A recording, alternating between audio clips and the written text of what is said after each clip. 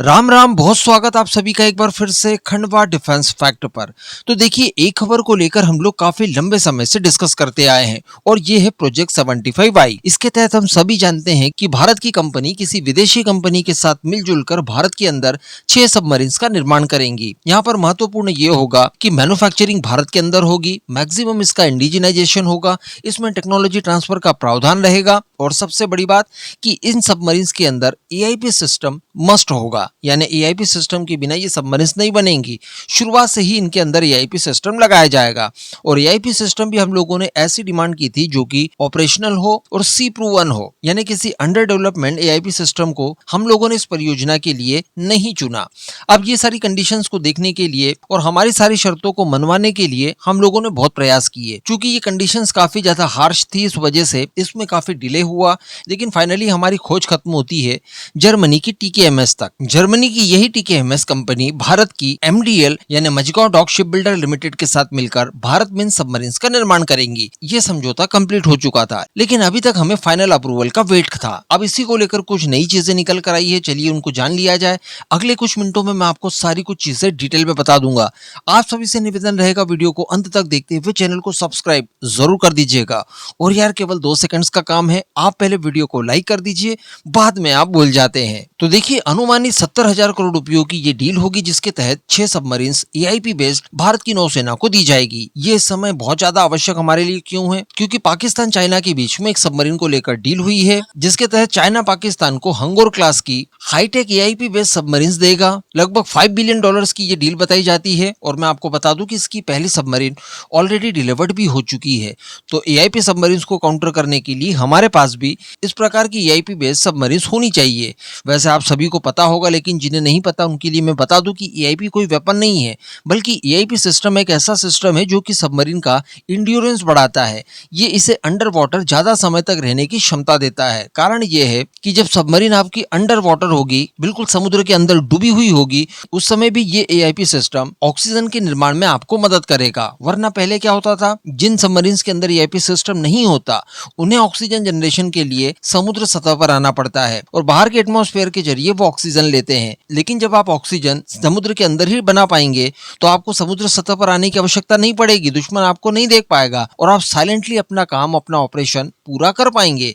ये महत्व रखता है एआईपी सिस्टम। और मैंने आपको एक वीडियो में एक बार बताया था कि वर्ष 2019 के आसपास भारत पाकिस्तान के बीच में ऐसी ही एक प्रॉब्लम हुई थी। पाकिस्तान के पास इकलौती जो सबमरीन थी जो कि एआईपी बेस्ड थी, वो अचानक से डिसअपेयर हो जाती है। भारतीय नौसेना उसे ढूंढने के लिए जी जान लगा देती है और काफी लंबे समय के बाद हमें ये पता चला कि उस सबमरीन का इस समय वर्तमान में ठिकाना कहां पर है, वो कहां पर है। तो अल्टीमेटली एक ही एआईपी सबमरीन ने हमें काफी परेशान कर दिया था। अगर मान लीजिए कि इसकी पूरी फ्लीट आपके पास हो, तो आप अपने एनिमी को काफी ज्यादा परेशान कर सकते हैं। तो आप पाकिस्तान के पास होगी तो हमारे पास होना आवश्यक है, ताकि हम लोग भी काउंटर रिप्लाई उसे कर सकें। लेकिन समस्या यही थी कि आप जर्मनी के साथ इस डील को फाइनलाइज कब करेंगे। सारी चीजें तो हमें पता है, लेकिन हम लोग वेट कर रहे हैं कि भला ये डील साइन ऑफिशियली कब होगी, इसे अंतिम मंजूरी कब मिलेगी। तो इसी को लेकर बताया जा रहा है कि सीसीएस इसे जल्द ही फाइनल अप्रूवल देने जा रहा है। साथ ही कुछ सोर्सेस के हवाले से यह भी बताया जा रहा है कि आज ही यानी 17 अगस्त को सीसीएस की एक बैठक होगी, कैबिनेट कमेटी ऑन सिक्योरिटी, जिससे इस डील को लेकर अंतिम मंजूरी दी जाएगी।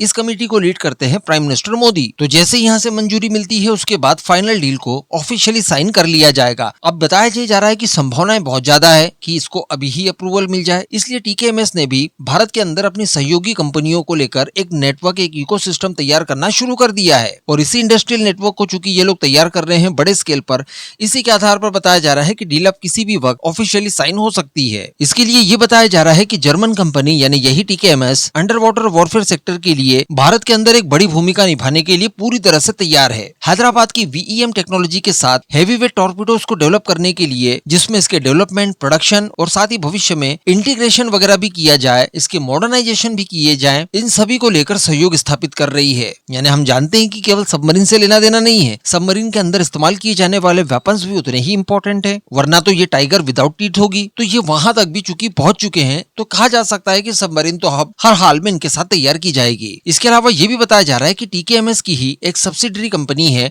Atlas electronic. यहाँ पर ये जो इलेक्ट्रॉनिक है, इसकी स्पेलिंग आप एक बार चेक कर लीजिए। इसी के माध्यम से इन्होंने भारत की ईवीएम टेक्नोलॉजीज के साथ इन टॉर्पीडोज को लेकर डील साइन की है। इसके अलावा ये भी बताया जा रहा है कि टीकेएमएस ने एंटी सबमरीन वॉरफेयर सिस्टम के लिए मुंबई की एक कंपनी सीएफएफ फ्यूल कंट्रोल के साथ भी एक पार्टनरशिप की है, जिसमें डीआरडीओ सहित कई सारी भारतीय कंपनियां और ऑर्गेनाइजेशंस भी संभावित तौर पर शामिल किए जाएंगे। तो कहने का मतलब एक बड़ा नेटवर्क ये लोग भारत के अंदर तैयार कर रहे हैं। यहाँ पर भारतीय कंपनी एमडीएल भी चूंकि टीकेएमएस के साथ पहले काम कर चुकी है, शिशुमार क्लास की सबमरीन तैयार कर रही है, तो उसी इंफ्रास्ट्रक्चर के आधार पर, उसी अनुभव के आधार पर इन नई सबमरीन को तैयार करने के लिए पूरी तरह से तैयार है। तो अल्टीमेटली 2-3 दिनों पहले ही मैंने एक वीडियो में आपको बताया था कि भारत फ्रांस के संदर्भ में जैसे ये खबर निकल कर आती है कि भारत संभवतः फ्रांस के 6th जनरेशन फाइटर प्रोग्राम में शामिल हो सकता है, एफसीएस में। इसको लेकर जर्मनी के डिफेंस सर्कल के अंदर एक नई भगदड़ सी मच चुकी है।